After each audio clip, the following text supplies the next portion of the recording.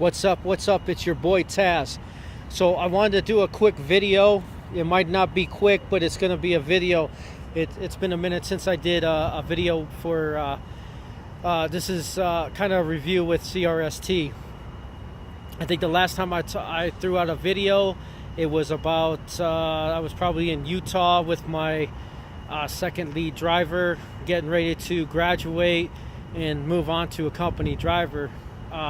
That's what I did, but I did have to take the test with a security officer with CRST for the simple fact that when you get your lead drivers, and this is for people that are coming out of orientation, out of whatever state that you're coming from or whatever terminal you're coming from, and they give you that paperwork for your lead to fill out, make sure they fill it out. Make sure you keep it. Make sure that you have them fill it out, and once you're done with it, you transflow that to CRST. It will get to your manager. If you don't do that, you will have to take the drive test with a safety officer out of one of the terminals. Okay? So I had to do that. My manager linked me up with a co-driver. So we went down to New York, New Jersey area and picked up this truck and brought it back to Pennsylvania, turned it in. They did their inspection on it. It got shut down for whatever reason, so the truck was out of commission, which would have put us back a week or so. So my GM came up with another truck that we were able to get. Well, when we went back that weekend, my co-driver went home, did whatever he was doing, and when this came across, I went ahead and pushed forward and grabbed this truck. And when I grabbed it, what they did was they gave us a load out of Pennsylvania. So, you know, I tried to get a hold of him and I talked to him about it. Long story short, we'd end up not being co-drivers. Okay, I ended up going solo my first 3 runs before I got shut down. Another thing that's critical to you guys that are coming on to CRST through the program, make sure you're on your GM at all times about getting to your hometown to get that hard copy license. It costed me to pass off a load, which cut my money in half as far as miles, and it put me out of service, which it only gave me a few days. When what should have happened is I should have got layover pay for all the way up to that day that my license expired, because it wasn't my fault that I didn't get home. But make sure that you do that. Another critical thing when you're out here is make sure you do your pre-trip and your post-trip inspections. You might come across a co-driver said, "Oh, I don't do that. I don't put in my micro 39. I don't do any of that." Do it. Period. I'm telling you right now. Okay?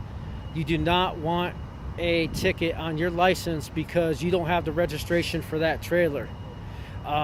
You do not have the inspection sticker that is required on there to show that it's DOT qualified, that your company had put it through the inspection through the because we have mechanics at our terminals, and they put it through a DOT inspection to make sure it's safe enough to be on the road and pass the DOT inspection, so we don't have tickets. Do it. I've had to fax over registrations because I could not read them and not sure if they were out of date, so I had to do that. And if I didn't do any of that and I got pulled over for any reason and they decided they were going to do the inspection on the side of the road and I didn't have the proper paperwork, I was getting a ticket. Not my co-driver, me, because it was my responsibility to do those inspections. So do it. Do not listen to anyone telling you, "Well, I don't do it, no one else does it." It's bullshit. Do it. Trust me on this one. Okay? CRST, you know, whatever reason you decide to pick CRST and push through the program as far as getting your CDL and get the proper training as far as experience, follow through with that. Okay, you're gonna hear all kinds of shit about CRST sucks, CRST is bullshit, this and that. It's whatever's gonna fit your needs to get what you need to get done, so you can move on with whatever you decide to do. Is if you decide that you're gonna stay with CRST, or if you're gonna go with another company because you already have that lined up. Okay, I have no problems with CRST. I feel like I have a good relationship with my GM. So, you know, I was hearing some stuff about him, but he's kind of showing me that, you know, he's on top of his game.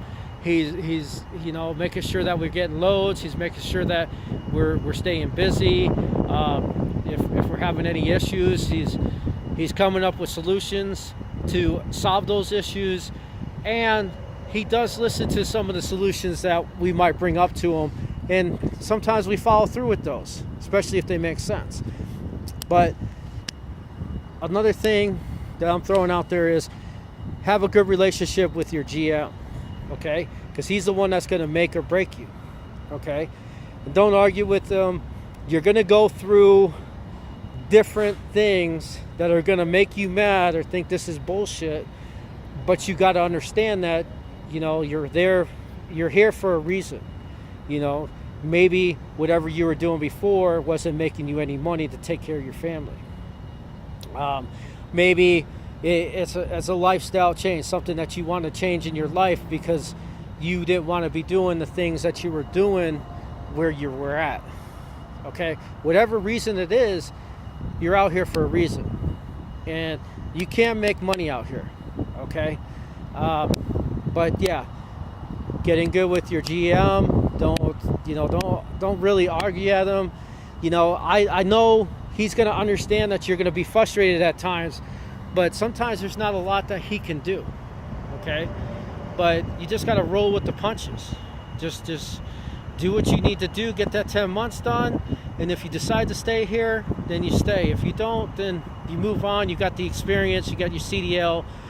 You don't have, here's the problem a lot of people are thinking. It's not even a problem that people are thinking. This is what some people are doing. They're walking away from CRST. They're trying to get jobs somewhere else. What they're finding is that their CDL isn't really good because the government, because this is a government program, can shut your CDL down to any major company out there. Okay? You might, if you know people within these smaller mom and pop shops, you could drive for them. Don't get me wrong, there's ways around it. But if you're planning on trying to get out here and make a name for yourself, establish the experience, just do your contract. I'm just starting off my contract, but you know, my focus is to get the contract done and move on to other things, either with CRST or with, you know, a different company. Okay, but basically what I'm saying is this, is that I'm doing all right. I'm a company driver now. I believe this is going on my second month with the company. Second month on the road with the company. Basically almost my first month with my co-driver. So, you know, some of the things that I'm learning that I have to do, you know, listen. I know if you went through any type of school and they tell you keep that door closed, that means try to make minimum stops. Okay, the more stops you make, the more time it's going to eat up. Anytime you go into a truck stop, you're going to be there a minimum of 30 minutes, and that's just basically a break that you have to take out of your 11 hours of driving and out of your 14 hours of total time to get that 11 hours done.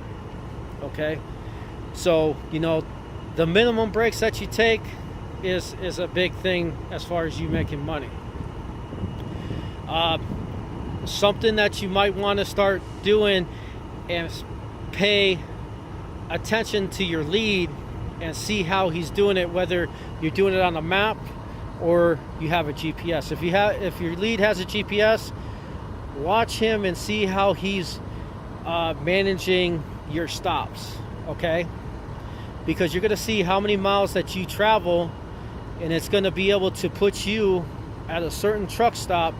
And the truck stops that we usually stop at are like the Flying J, the Petro, or the TA, or Loves. So when you are driving in 8 hours, you're required to take a 30-minute break. So it's critical that you know that you can have kind of plan your route to where within that 8 hours you're stopping at a truck stop. So then you can take your 30 minutes, fill up on gas if you need to, and then you're back on the road to finish up the rest of your time. Okay. Other than that, I mean, it's a different lifestyle. It's not for everybody. I like it. I don't have a problem with it. I'm looking forward to this career that I chose. I have other ideas that I'm going to build off of, but I'm grateful that I had the opportunity to work with this company, as far as them giving me a chance to prove myself out here on the road and to establish my CDL for any other opportunities that come my way after my contract is done. If you have any questions, feel free to leave me comments at the bottom. You can give me a call at 210-668-9458. If you're looking at getting your CDL and you need some guidance and you need someone to talk to, get a hold of me. Until next time, don't talk about it, be about it.